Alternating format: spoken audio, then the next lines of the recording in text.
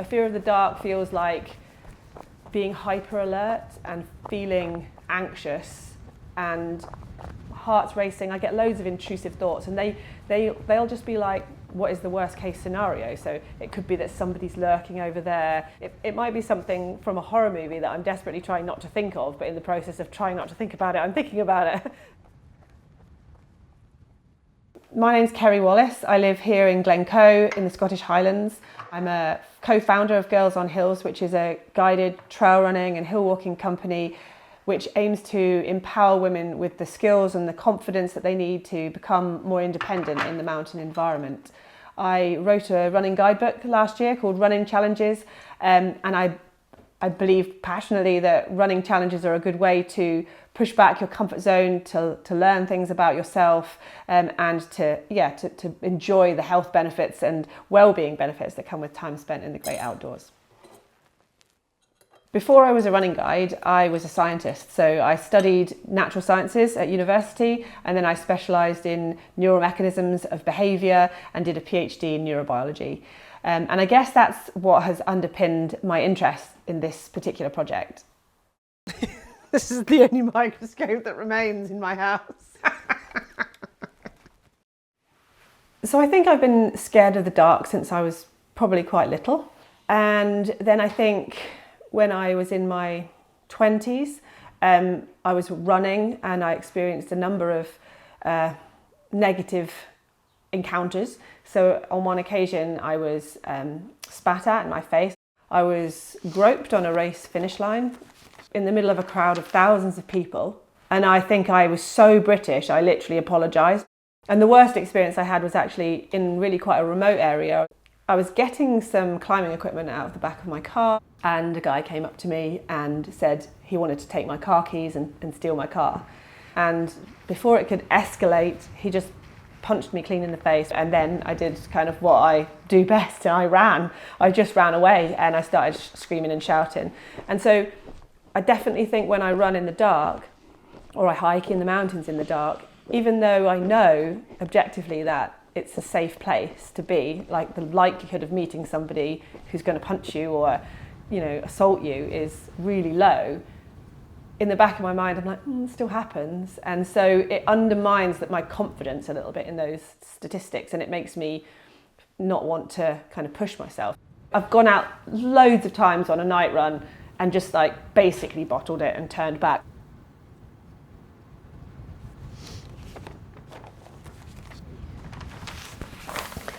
Because this was where I found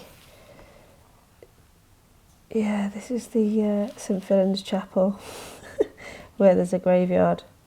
It's the spookiest bit, yeah.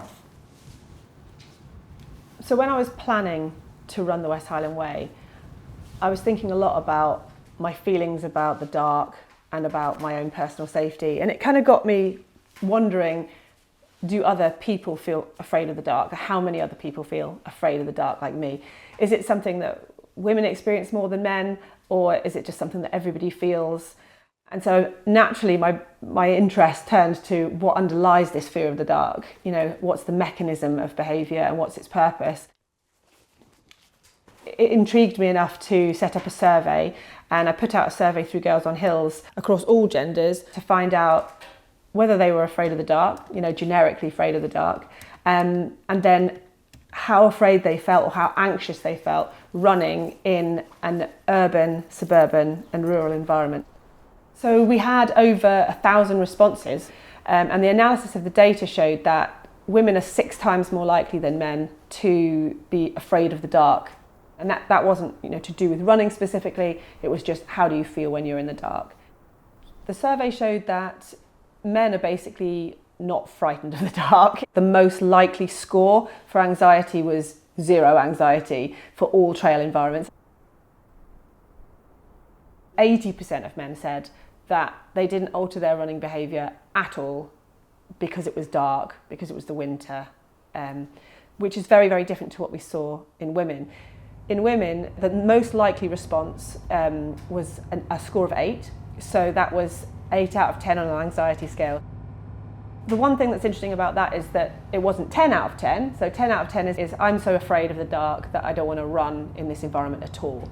So what we're seeing is women going out and running afraid as opposed to not running.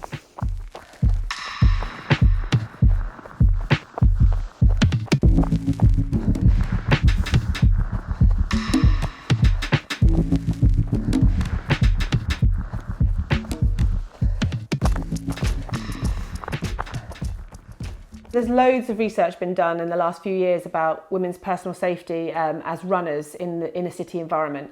And it shows that over 2/3 of women have experienced assault whilst out running in the city.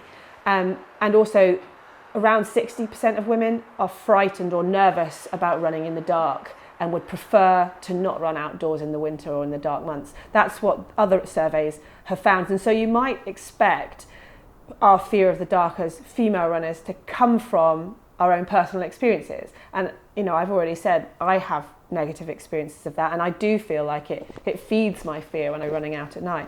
But reading into the origins of fear, the evolution of fear from a kind of physiological point of view has led me to realise that actually there's another really important factor that we should consider. There is practically no record of assault and abuse happening of runners in rural areas. And yet many runners, including myself, feel still really anxious about the dark when we're running in these places. As human beings, we've been living as hunter-gatherers for 95% of our evolutionary history. And that means that most of our behaviour and the neural mechanisms that underpin our behaviour are actually coming from our evolutionary history rather than from the environment and the societies that we live in today, because we've only been really living like modern humans for tens of thousands of years, which is at the blink of an eye really in evolutionary terms. So we're actually coming from a place where we would have been vulnerable to predators. Our fear of the dark would have enabled humans to survive. In hunter-gatherer society, men and women had different roles, so eventually they evolved to learn and unlearn fear differently. And that affects the physiology that we see today. We now know that estrogen plays a key role in unlearning fears in women, and it might explain why women are 4 times more likely to develop anxiety-related disorders than men. Today, fear of the dark is pretty maladaptive, by which I mean it's not helpful, it's not a benefit, and in most cases it's not rational.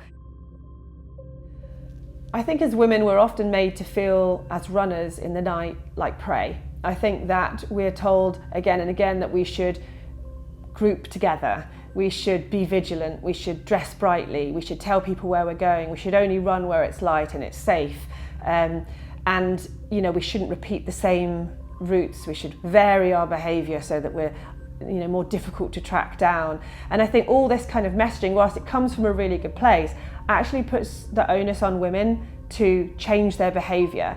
And it also feeds into that fear that you're a victim, that you're a prey to predators that are out there waiting for you, rather than putting the emphasis on the perpetrators of that crime. I understand that's a very difficult thing to prevent from happening, and it's a much bigger issue to solve, but I still think it's really key that we don't disempower women with that kind of messaging as a way of tackling this problem. Throughout our evolutionary history, we were prey, and in cities, women are still made to feel like prey. But in the countryside, we don't face that same risk. However, the darkness can still be a barrier. The more we understand the origins of fear, the more we can feel empowered to push back against it and embrace the darkness.